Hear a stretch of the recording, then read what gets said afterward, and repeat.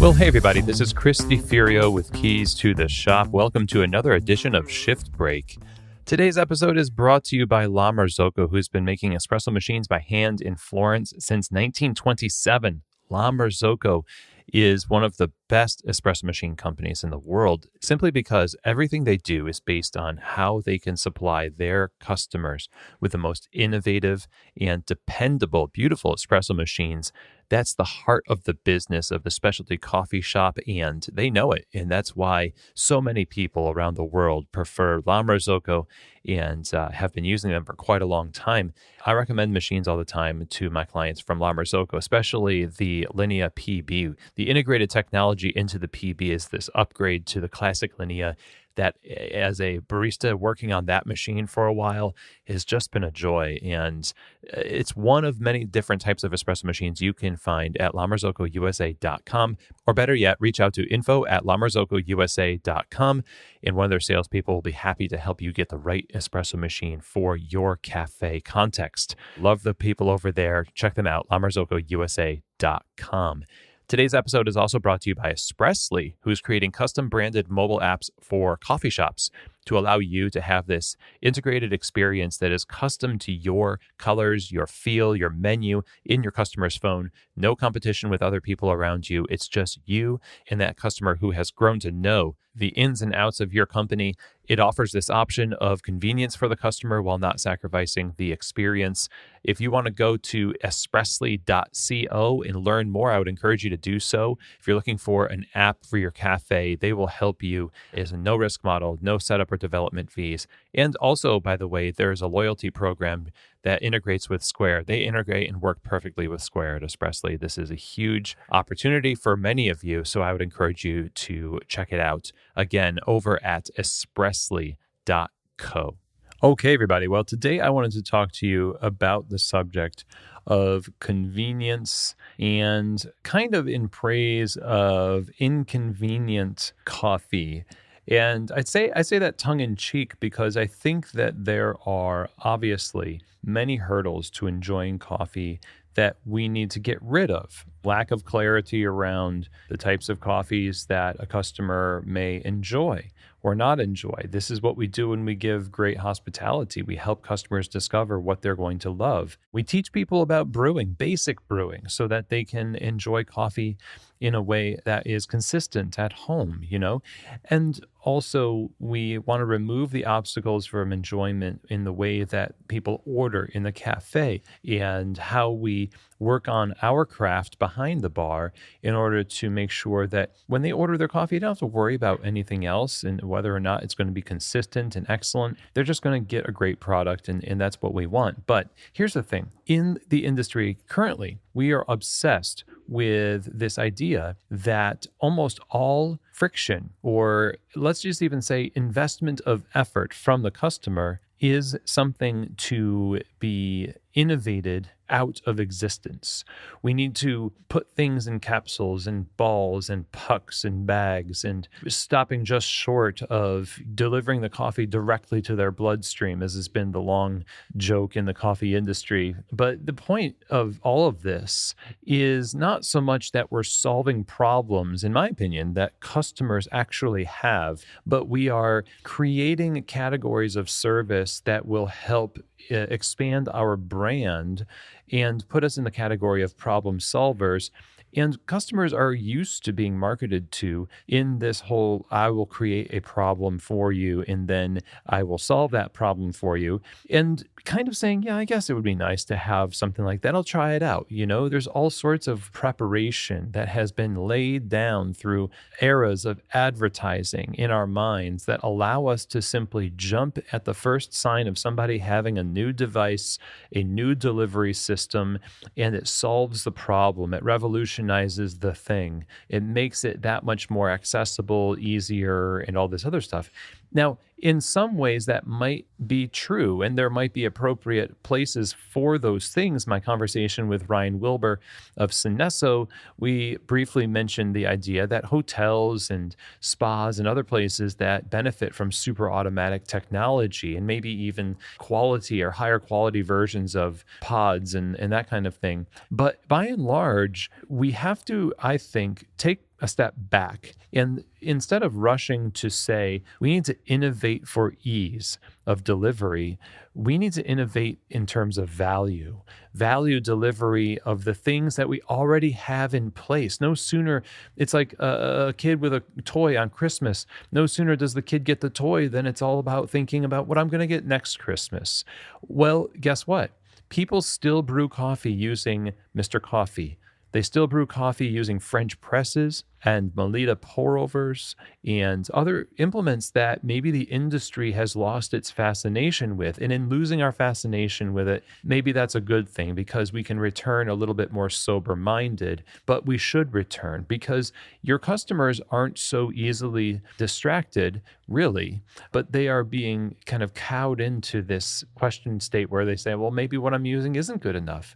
So I need to go down the rabbit hole of getting the right equipment to get the right coffee so that in the end, guess what? They may not be able to taste a big difference, but they spend a lot of money to do it. And that's kind of a joke in our industry now where it feels like all of this stuff that's supposed to have made better coffee or made coffee more accessible is doing nothing more than delivering people a little bit of buyer's remorse. And the truth is, we have enough technology right now, and actually have had enough technology on which we can build a higher level of value for the customer through the way we communicate, through the way we deliver ourselves, customer to the business or one-on-one in the business. We don't need new packaging necessarily.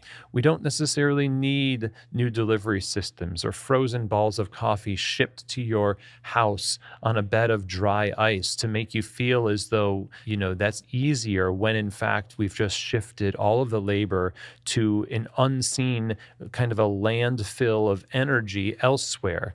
We're fooling ourselves in this convenience economy. And all innovation that I see happens around the tech, happens around the product. But what about the models of service? The models of service that we see, the innovations happening where we know that vertically integrated supply chains with coffee roasters that represents directly farms, like family farms that have retail expressions, models for doing business that really serve the community with a simple, straightforward message of quality and great communication and consistency, long-term relationships in supply chain through dedicating yourself to working with farmers over the course of years instead of just always, bouncing from the absolute highest to the absolute highest. The innovations in the industry that we need to be thinking about are all about going deeper into relationships and deeper into educating ourselves of how we can shift the way we do business to deliver more value upstream while we're doing it. So, there might be room on your shelf for a instant coffee version of your coffee for your traveling customers or K-cups or something like that, okay? There might be room for that on your shelf.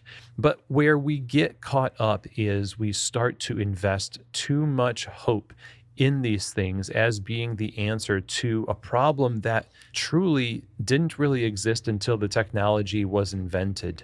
And it is enough that people brew coffee at home. We don't have to convince them. And the ironic thing is, when we pursue these convenience models, we're also robbing people of the thing that helps coffee with its value proposition. The customer should invest some degree of effort into the process of enjoyment of the product. And the hyperfixation on removing all friction creates a lack of buy-in from the customer where they don't even have to think about it. It's just there. And as long as they're buying it, and isn't it true that we want people to make conscious purchasing decisions to a degree? Don't we want people to think of specialty coffee, or even just if we want to replace specialty with ethically and socially responsible coffees so that they can spend that money consistently over the years to uphold that model that we believe is helpful for the future of coffee? Well, then we need to allow people some degree of investment beyond simply subscribing and then just kind of accidentally walking into a cup of coffee. Making a cup of coffee is an investment. whether that's with a French press or Mr. Coffee or something like that. The convenience is already there. We don't need more innovations in convenience. And at best, and this might be, inflammatory to say, but at best, these really convenient models of instant and capsules and frozen balls and all this other stuff, it is just kind of like, I can't believe it's really okay. Yeah, it tastes okay. Wow. I can't believe it. I mean, it tastes okay. It tastes pretty good. Why is that the darling of the industry right now? That we would justify such an incredible investment into this infrastructure to deliver what we just kind of like go, it's good. I think we still need to have the customer invest into some level of what is delivered to them. Going into a coffee shop physically and ordering a coffee or making a coffee at home or having a pour over, it makes it a little bit more special. There is still room in this industry for a little inconvenience because you invest a little bit of yourself into that. And when you're successful with the help of your local roaster and cafe in doing that, whether it's ordering in the shop or making it at home, you feel even better about that. And sure, there's going to be some room for some convenience there, here, and there. But I don't think that we need to be trying to push everybody to the lowest common denominator of coffee, all in the name of accessibility. What about excellence? What about the craft and the moment and the ritual? We used to talk a lot about these things, but now, because we are obsessed with, coffee can do that, or coffee can do this, and we can put it in that. I didn't know we could, just put coffee everywhere, just putting a bird on it. That to me is leaving this integral part of the human experience out of the equation, which is why we have third places. It's why we actually fell in love with coffee the way we did, and actually why we want other people to fall in love with coffee, because there's a bit of ourselves in it. And if you innovate to the degree that you remove any need for a customer to put some of themselves in the process, then I think you remove the value from the process entirely.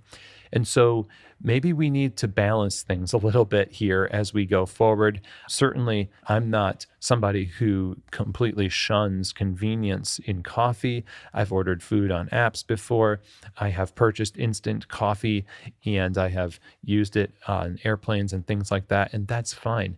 But all in balance. Let's not demonize the necessary energy investment that customers make into their choices that helps kind of put the bow on the value proposition of the thing that they are choosing. In this case, coffee.